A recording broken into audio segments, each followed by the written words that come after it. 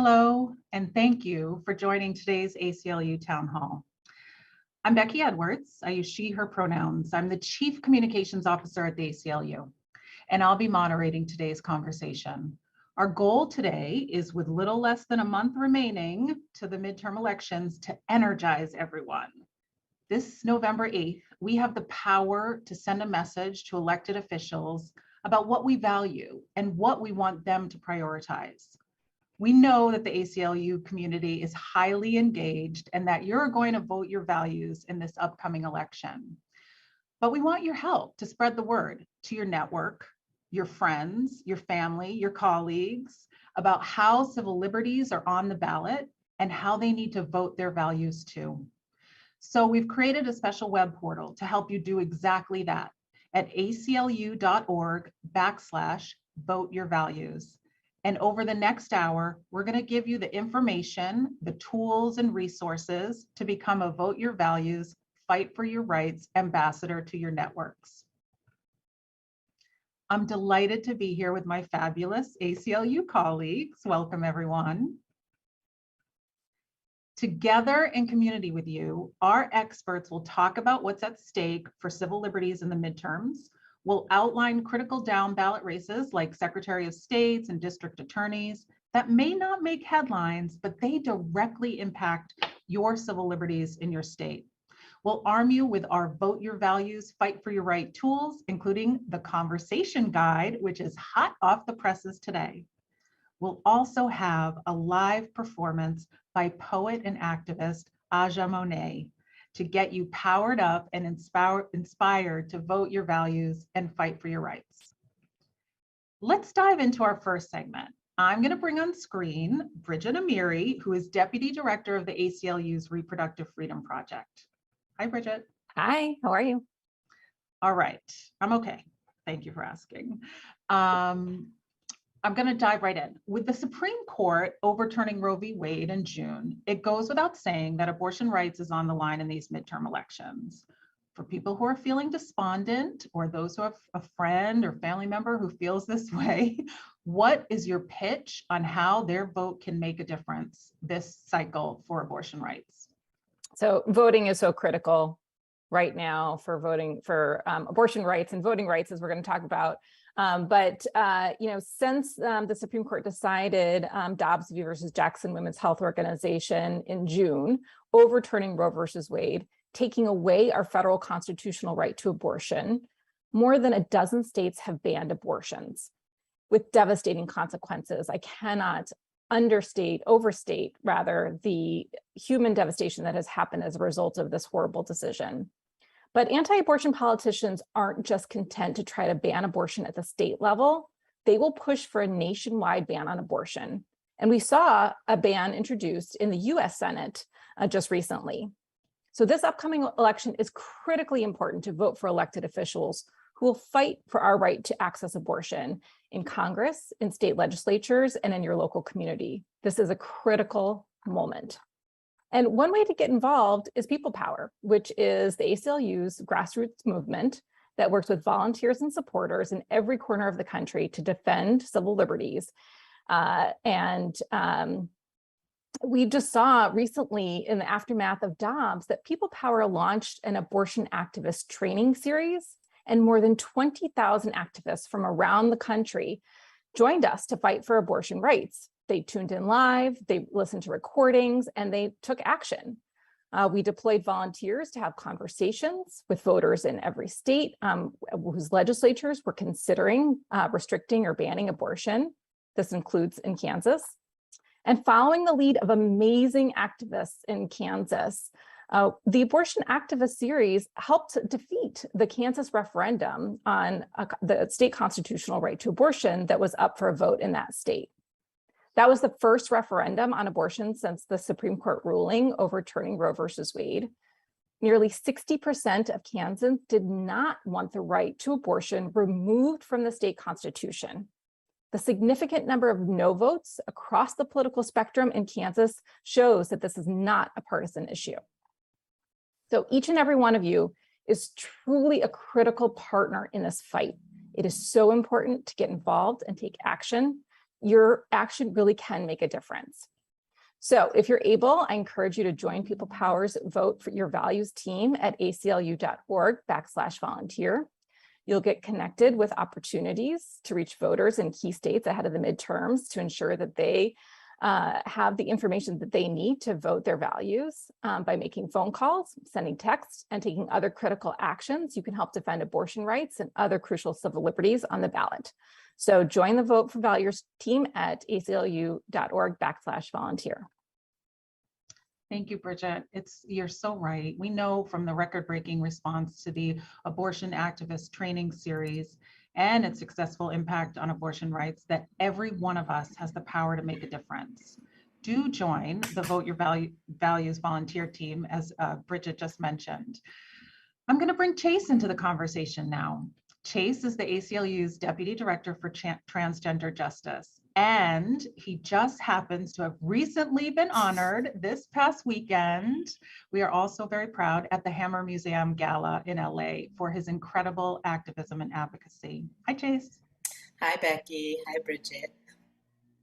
So, Chase, many of the same politicians seeking to undermine abortion rights are going after trans rights, especially the right to life-saving healthcare for trans youth.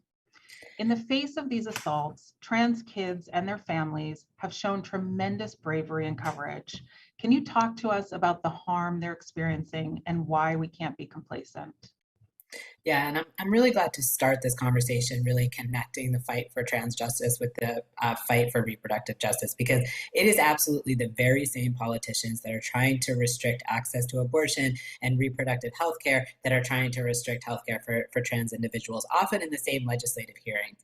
And so we're seeing in states across the country that very same playbook targeting abortion being deployed to target vital trans health care, the survival needs of particularly trans young people. And it is so important as we gear up for these midterms that we think about what's happening in the states. It is not just about Congress. So many of these fights are happening at the state and local level. Around the country, we have bills in Alabama, for example, that were passed into law that make it a felony to provide medical care that is supported by every major medical association in the United States. Arkansas has categorically banned trans care for adolescents. And we hear so many families in these states have no other choice but to up and leave the homes and communities that for many of them, they have been in for generations. This is a completely untenable situation to have to live in a place where your child needs care potentially for many years and not be able to get the health care that they need. Thankfully, in Arkansas and Alabama, there have been injunctions in place blocking these laws from going into effect. But people know that it is only a matter of time before politicians introduce new laws and try to target the ability to even leave the state to access the care that people need and then return home, as we've seen in bills that have been proposed in the trans context and the abortion context. In Texas, the fight has been even more extreme, if that is even possible, where you have the governor and the attorney general directing the so-called Child Protective Services Agency to investigate families for child abuse just for following the medical advice of their doctors, treating their adolescent children consistent with major medical guidelines of every association in the United States. And this is happening across the country. Unfortunately, in 2022, we saw hundreds of bills targeting trans young people.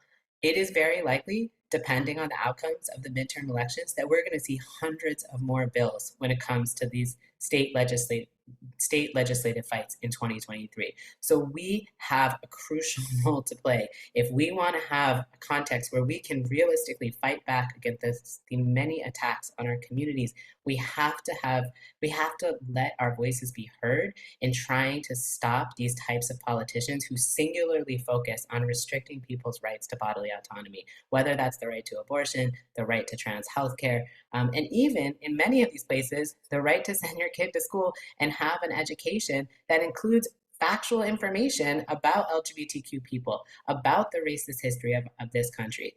These fights are connected. In the context of attacking trans healthcare, one of the refrains we hear over and over again is that there's an explosion of trans people. This is all new, but it's not new. And we would know it's not new if we could have full and accurate history taught in our schools. But that's another thing that they're trying to attack, the reality of who we are and how long we've been here. And I will say, we're going to trial soon in Arkansas over their ban on healthcare for trans adolescents. And it is just unbelievably inspiring, but also sort of devastating to watch these young people have to fight for their rights over and over again. So while we see them in state legislatures testifying for their rights, as they stand up in court and explain how vital this healthcare is for them, it's so important that we stay by their side. And we don't want all these young people shouldering this burden alone. How difficult is it as a 16-year-old, a 17-year-old, try to navigate school, try to navigate a pandemic, and also have to try to convince your government to stop attacking you?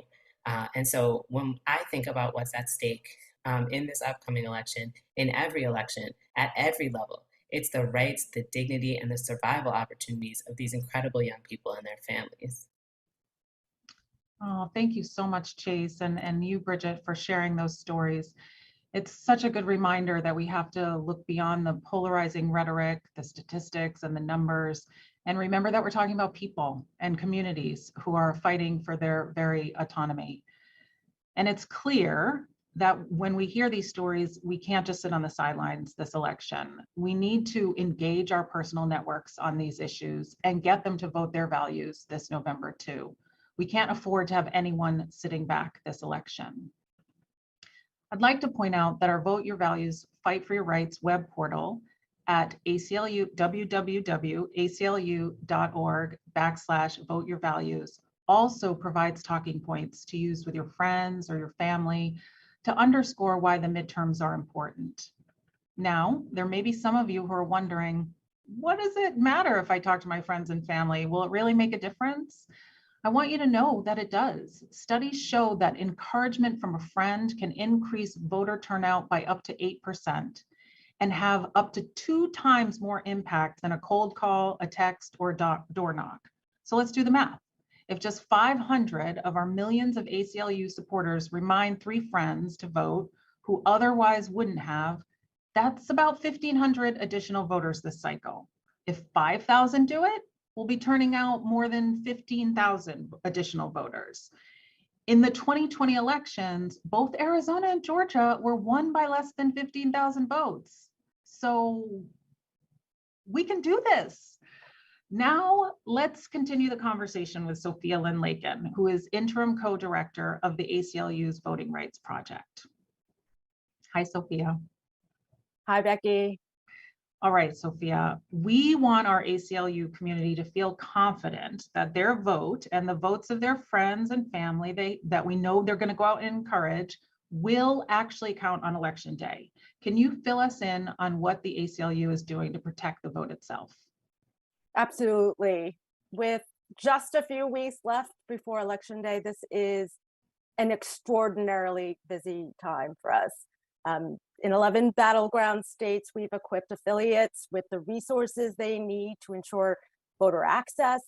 In some key early wins, we've expanded access to the ballot box in Montana, Wisconsin, South Carolina, Ohio, and Maryland by blocking voter suppression laws and racially biased political maps.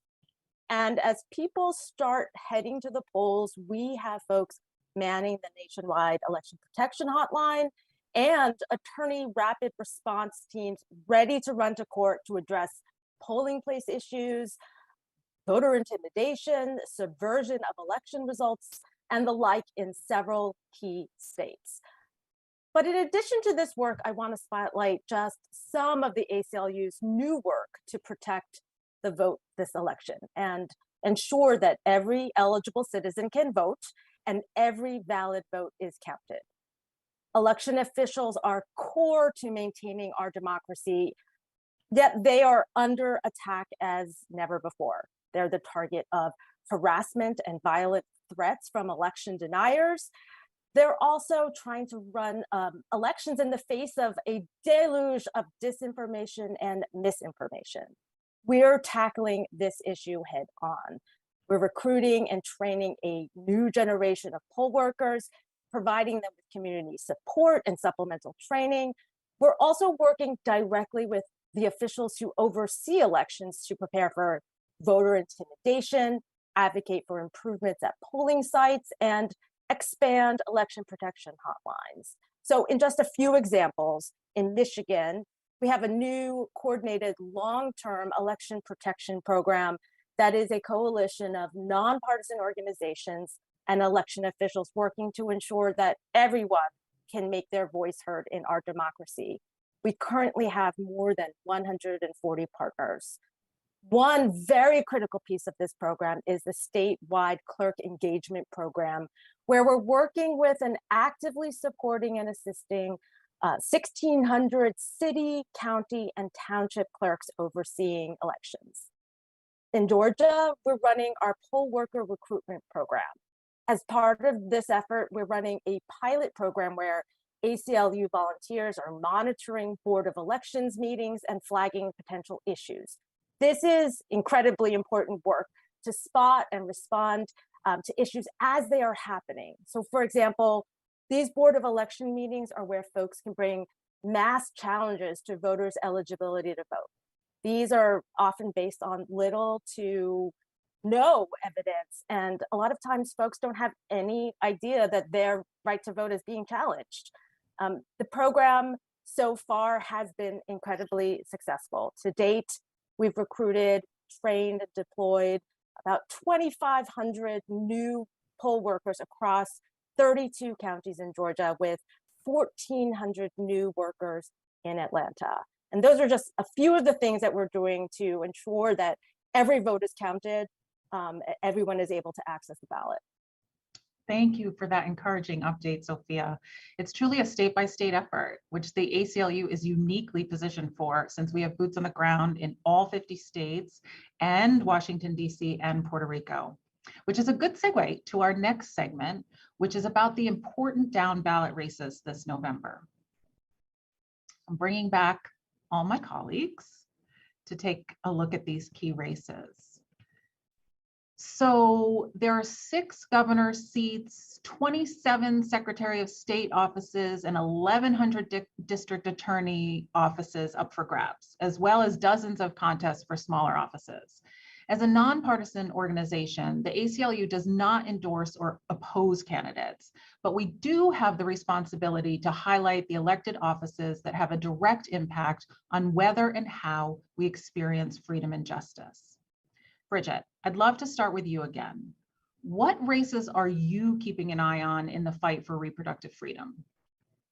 So all of them, they're all so critically important, but just to tick off some big ones.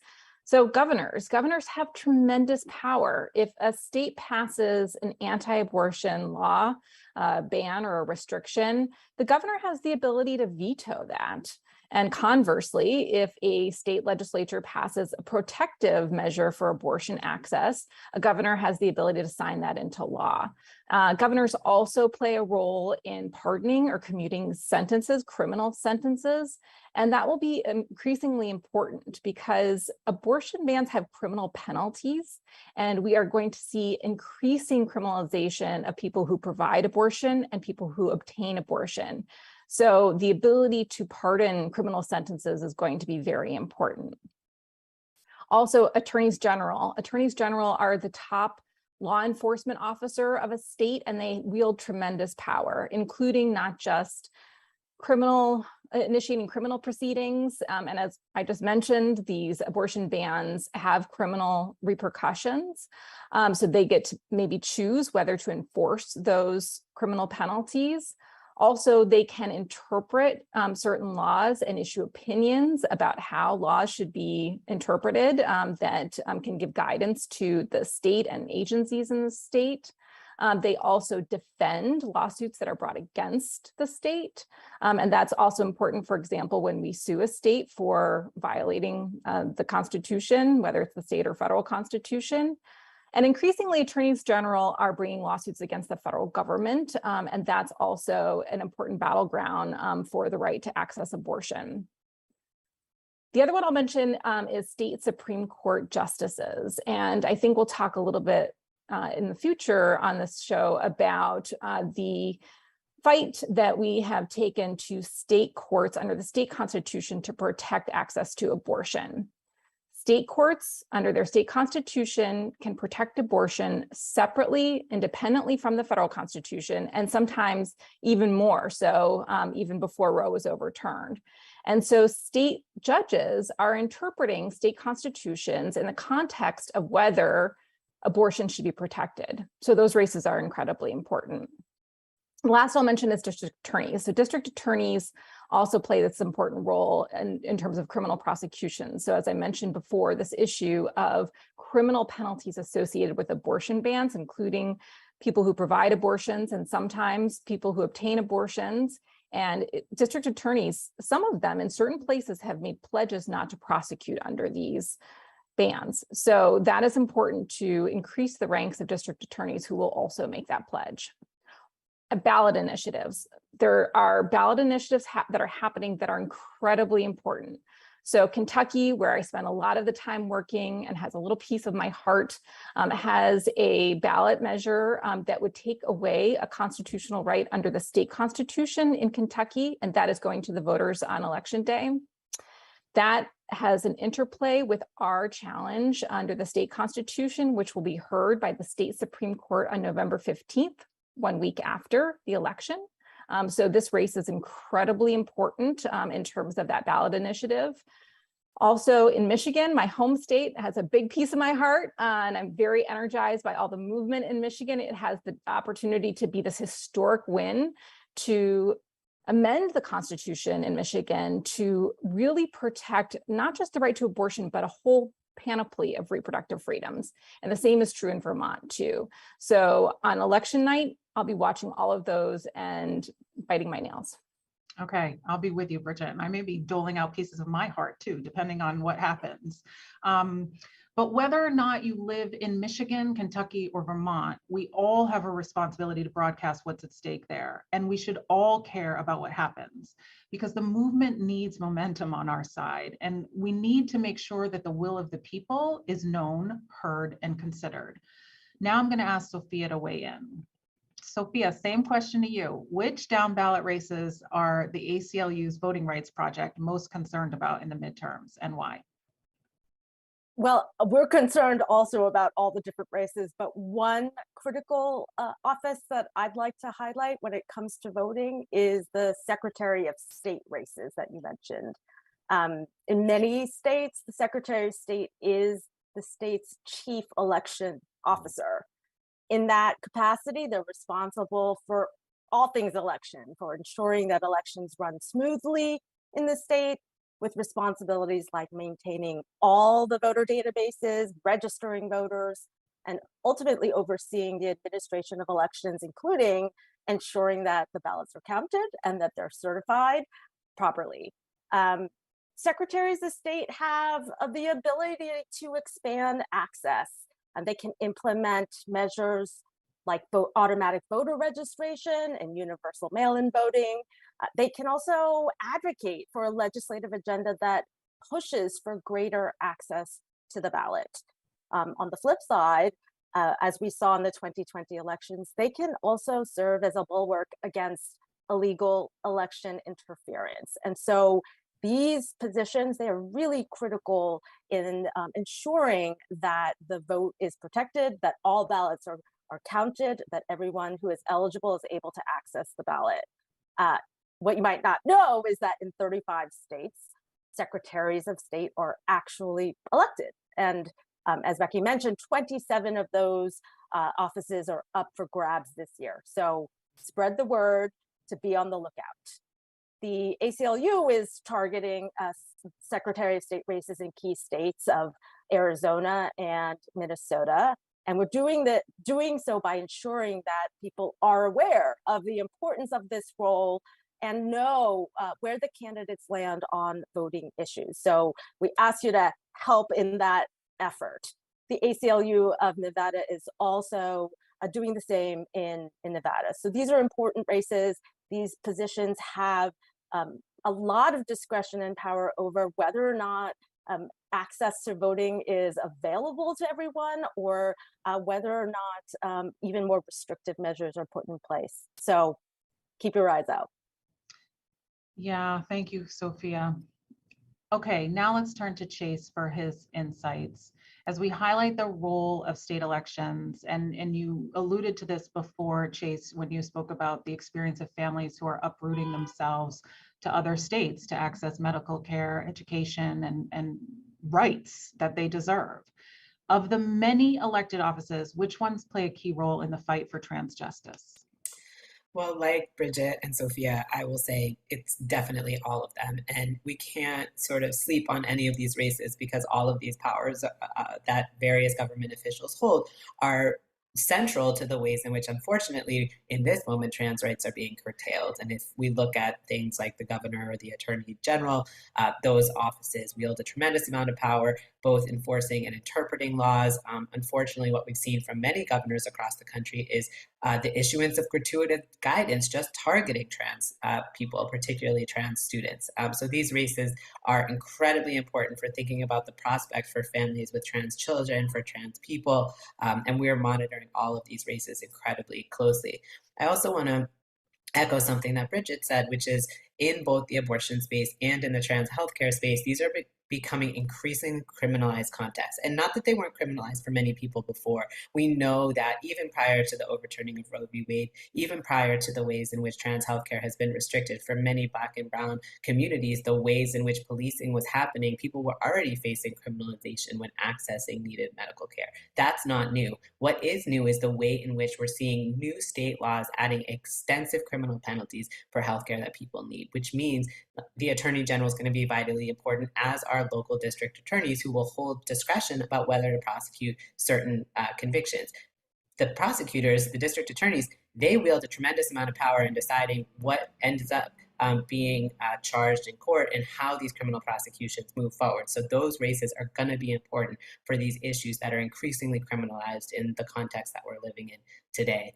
The other thing I'll say, one of the things that's been so sad over the last 5-10 years in the trans context, particularly in the trans youth context, is the way in which school districts have been taken over by far leaning extremists who target trans communities. And we've seen in a school board hearing after school board hearing really egregious things being said about trans young people in schools. And these school board elections have a tremendous amount of power over the way in which people are able to go to school, what they're able to learn in school. And what we know is true is if a young person can't go to the bathroom in school, then they can't go to school. If a young person can't talk about their family in school and talk about the reality of their lives, then they can't go to school safely. And so I think we often, especially in big midterm election years, we don't think about what's going on in our local school boards, which have a tremendous power over our lives. And so as we're gearing up for these midterm elections, we really want to be paying attention to the governor races, to the attorney general races, to the secretary of state races, and then also what's going on even in the most hyper-local sense in your community, because a lot of times that is the testing ground for some of the most extreme attacks on our communities. And when they're able to proliferate in those contexts successfully, then they start to become bills proposed at the state level. Then we start to see them in Congress at the federal level. And that's what we really need to be paying attention to as we're gearing up to fight these critical battles in the coming years. And another thing that I'll echo from what Bridget said is, unfortunately, because of the recent decisions from the US Supreme Court, we are turning to state courts and to state constitutions to try to protect people's rights.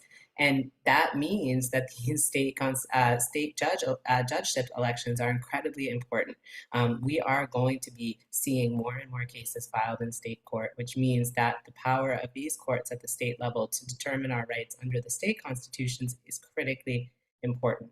And so if you have elections for judges in your state, pay attention to those. Find out who these individuals are. Find out how they decided cases in the past, if they were a judge or if they were a prosecutor. What kind of prosecutor were they? There's lots of information that is sometimes difficult for us to access, but is so important to try to obtain control over our lives in all of the ways our rights are being constrained. Thank you so much, Chase. Wow, that was a lot of information in one segment. And I took away two things. One, I am eternally grateful to my colleagues because while I may have studied civics or history lessons in school, and while I consider myself a pretty engaged person, I really rely on their insights of how to focus my energy and attention in this election cycle. So thank you all. That was such rich information. And the second thing I took away is don't sleep on those school boards, people. Hyper local attention here, because that is, as Chase said, where some of these things start and take on roots, and we just don't want those roots to grow. So now that we've covered which races are so important this year, I want to share a bit more about our nationwide campaign, which is Vote Your Values, Fight for Your Rights. To kick it off, here's a message my colleagues put together about what's at stake this election season and how we all need to vote our values and fight for our rights. What kind of America do we want to live in? Black Lives Matter! We defend our rights at every turn. We fight back when lawmakers try to undermine the fundamental principles of our democracy. Soon, we'll exercise one of our most powerful rights, the right to vote and elect our leaders up and down the ballot. We have a job to do. Make a plan to vote. Then, talk to your friends and family and help them make a plan to vote. Together, we can use our power and take back our democracy. We can't do this alone. It's going to take all of us to build a nation that truly values liberty and justice for all.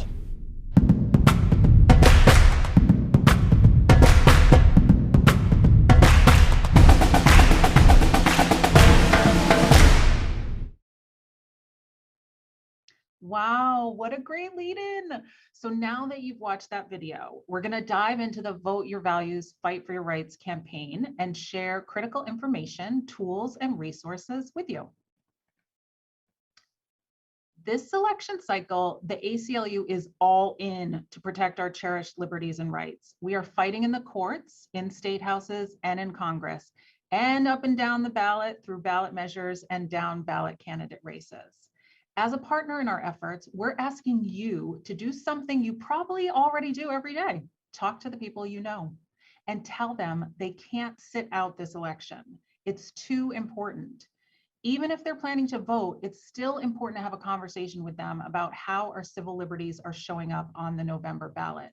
We know there's a lot of information and even more misinformation out there. So we've created a one-stop shop, a web portal with all the tools you need to do exactly that. This site recently launched at aclu.org/voteyourvalues. So I'm going to take you on a quick tour. The first thing you can do is go to the issue you care most about. Maybe it's abortion rights, maybe it's voting rights, maybe it's trans justice. When you get to that issue, you'll see information about national actions and ballot measures. This is all about how to get involved, whether it's with a specific ballot measure or our own People Power Vote Your Values volunteer team. We'll connect you with the opportunities to support electoral fights across the country, including phone banking and texting. We'll even train you how to do it. I got trained. You can do it. But maybe you need more information. So click on the Roll of Offices tab, where you'll see down ballot offices and how they impact civil liberties. If you're looking at abortion rights, this is where state offices become really important to follow, following the Dobbs decision. So clicking on that tab, you can see, for instance, how state Supreme Court judges, which are elected in most states, impact abortion rights. You can do the same for free speech and how local legislators impact what students are learning and what teachers can teach about race and LGBTQ rights. Below that, you'll find helpful videos about the issues, which you can watch and share with your networks. Finally, the main resource I want to lift up for you is our Vote Your Values, Fight for Your Rights conversation guide. This is hot off the press, and I think we have a version coming that will be translated into Spanish. At the bottom of the page, you can download this great guide and share it with friends and family to help them understand what's at stake in this election. This guide reflects the conversations we're having today with Chase, Bridget, Sophia, and other ACLU experts. It provides information on the major civil liberties issues on the ballot this November, responses to frequently asked questions, and conversation starters to help kickstart a dialogue. It's divided by issue: abortion rights, voting rights, LGBTQ rights, free speech, and racial justice. It's free and easy to download and share. Plus, if you share your phone number with us, we'll give you a discount for our great midterms merchandise. Okay.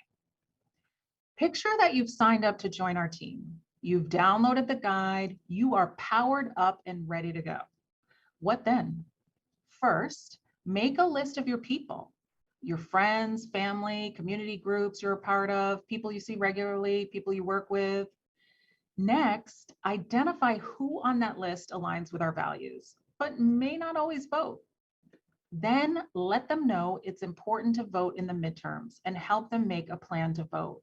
When, where, how, get specific, they're important.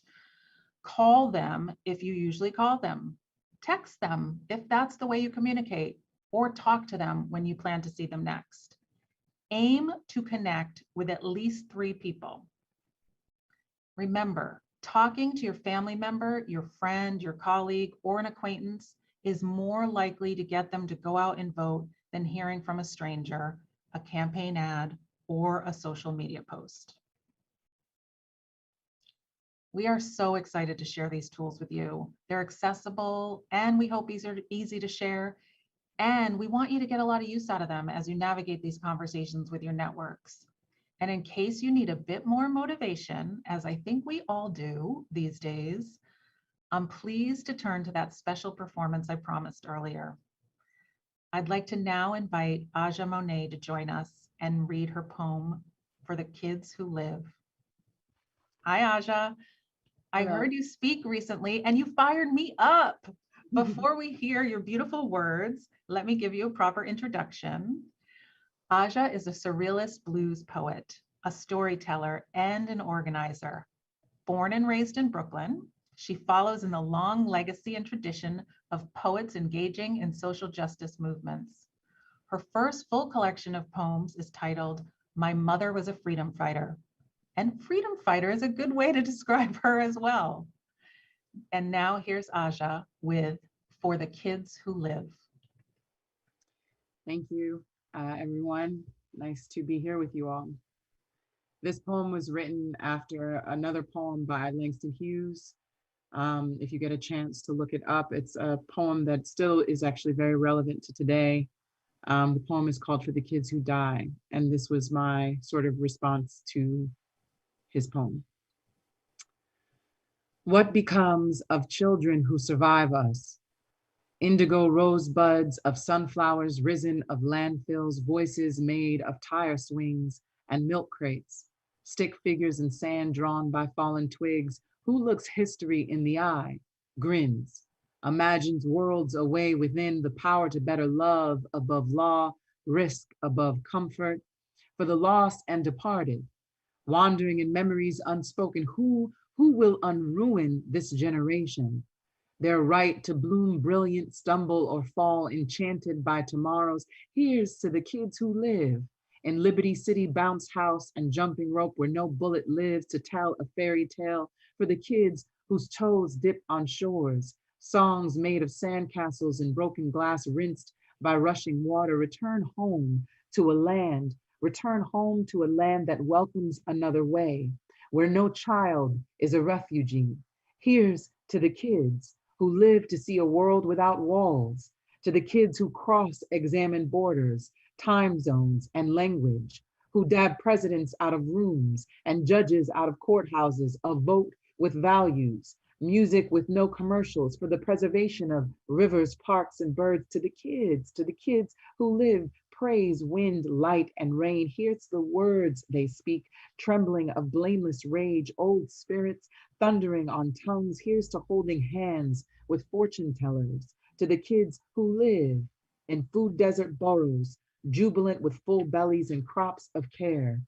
Thirst quenched from free fountains. Here's to the kids who live, and tears turned from laughter to serious play. May they never know caskets before grayed hair and wrinkled skin like crinkled poems in an old lover's hold. Here's to the ones who live in photo albums, images teased of dreams. Bless the child, bless the child, bless the child who remembers, who questions and answers with courage, or the kids who live to bury their elders, bear a new story made possible, a test, a struggle, a journey that reveals the heart. Here's to the kids who live and dare us stand aside. May they embarrass us. May they show us who we are. Here's to the kids who live in us and never leave, resting in the dimples of a mirror, stretching through a glance. How many kids, how many kids must die for us to live? Here's to the kids who live in us, the kids who live and demand that we act in the doing here and now, awestruck and unafraid. Here's to the kids. Wow, that was so beautiful, Aja. I felt like I was drinking in the most delicious cup of warm cocoa as you were talking. It like warmed my soul. Thank you so much. I was really struck by those last lines. Here's to the kids who live in us, to the kids who live and demand we act in the doing here and now, awestruck and unafraid. It's another powerful reminder that we can't be complacent. We owe it to ourselves and to future generations to stay engaged and keep fighting for a better tomorrow. Aja, I know you're working on a number of projects. Can you let us know where we can find you and what's been occupying your time lately? Yes, thank you so much for asking. Well, you can find me sometimes in a city near you, depending on the time of the year. I'll be performing, actually, I'll be in Minneapolis. If anyone's in Minneapolis, I'll be there this coming Monday. But in general, I'm working with an organization called V-Day. I was brought on by Eve Ensler, who goes now by V, who wrote the Vagina Monologues, to create a new play that would replace the Vagina Monologues in the movement work to end violence against women and girls. And that play that I've been working on for the past 2 years is finally done, and it is an audio play that will be launching in Ghana this December. And it's really about active listening as a big part of our solidarity. So how do we create work and art that gets people to go inward and to see themselves in relationship to others, rather than to continue to objectify or other people. And in addition to that, writing, continuing to write, working on a book, and I have a wonderful album that will be out next year. So I'm really excited about that. But if all of you would like, please feel free to go, I think viasforvoices.com or .org, vday.org, to find out more about that play. It will be launching in Ghana in December, and then it will be here in the States in February. So yes, thank you. Okay, that is wonderful to hear. We look forward to following you and your work. And for all of you out there who didn't track all those great directions that Aja gave, you can also follow Aja on her website, which is Aja Monet. I will spell that out because I'm not sure it's going to be shown. Oh, it is shown. I can see it. Okay, so I don't have to spell it out. And thank you so much for being with us today, Aja. Thank you so much. And I appreciate all the work that all of you are doing to try to keep our country in the right direction.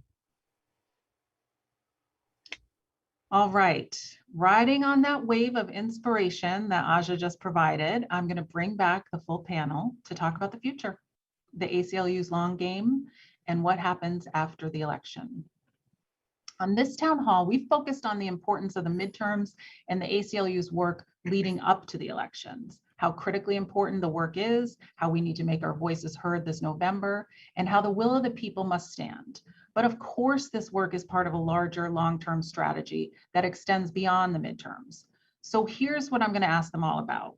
As we look beyond the midterms, could you each lift up one part of our longer-term work that the ACLU community should know about and keep aware of? Chase, I'm going to start with you. What's the one key longer-term strategy that you'd like to highlight on how the ACLU is fighting for trans justice? I mean, I think one of the amazing things about the ACLU is how, because we work on so many issues, because we are in every state in the country, in Puerto Rico and DC, we have the capacity and the ability to highlight the ways in which these fights are all connected. So when I think about the future of trans justice, I think about the way in which we're going to make sure people understand that the fight for trans justice is the fight for reproductive justice, is the fight for racial justice, is the fight for immigrant justice. These fights are connected, and that is part of our strategy moving forward, to make sure people understand that when the government tries to restrict our bodily autonomy, tries to constrain our ability to access medical care or school, that it has an impact on everyone, and we're going to fight these fights as the interconnected fights that they are. All right, Sophia, we know the Supreme Court term is going to put Indigenous justice, affirmative action, and voting rights in the crosshairs. We'll be talking a lot about these cases and our work on these issues in the months to come. But since the hearing was last week, could you lift up our Supreme Court challenge to Alabama's new congressional maps and our strategy to ensure fair maps? Absolutely.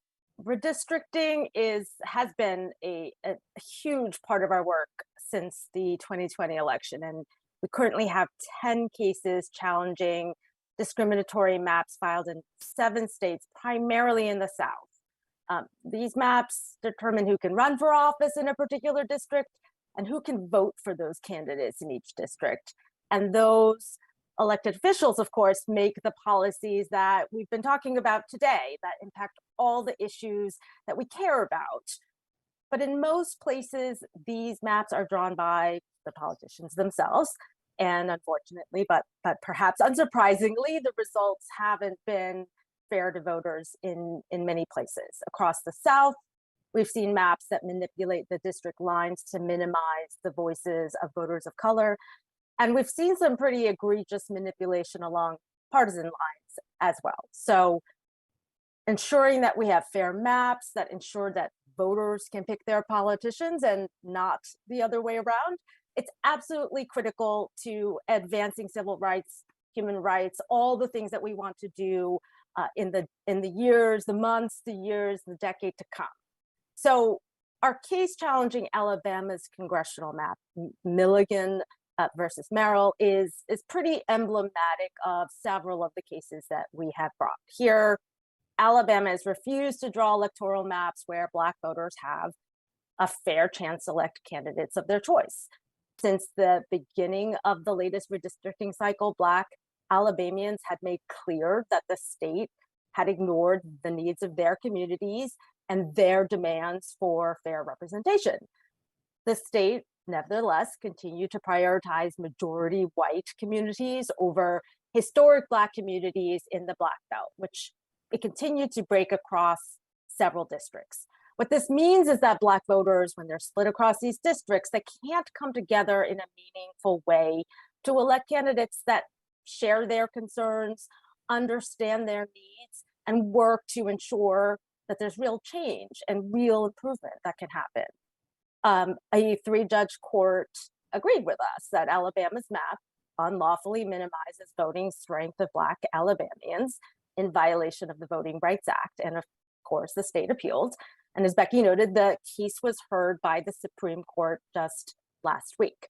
At stake is whether the Supreme Court will affirm the lower court's very straightforward application of the Voting Rights Act, or accept Alabama's invitation to upend decades of precedent and remake the landmark crown jewel of the civil rights movement, the Voting Rights Act, into a law that entrenches rather than fights against racial discrimination in voting.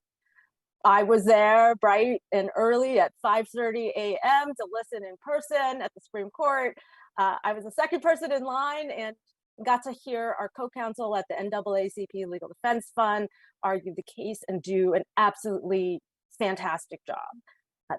This should be an easy case. It's a cookie cutter, straightforward violation of the Voting Rights Act, and we hope that the Supreme Court agrees. So while most of our cases are on hold for now, while we wait for the Supreme Court's ruling in this case, we remain confident that we'll get fairer maps in place in many states over the longer term before the 2024 election. Okay, and now I'm turning to Bridget. Bridget, could you talk about the bright spots and mention the new joint initiative between the ACLU's Reproductive Freedom Project and the ACLU's Criminal Legal Reform Team? Sure, absolutely. You know, as Chase mentioned, we are a multi-issue organization and all of our issues are connected. And as we've been talking about, these abortion bans have criminal penalties associated with them.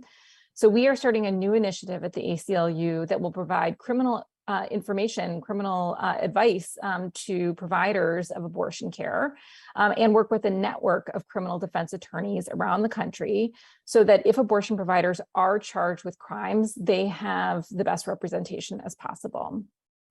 We're still going to court wherever we can, as long as we can. As I mentioned, we have the state Supreme Court argument in Kentucky on November 15th.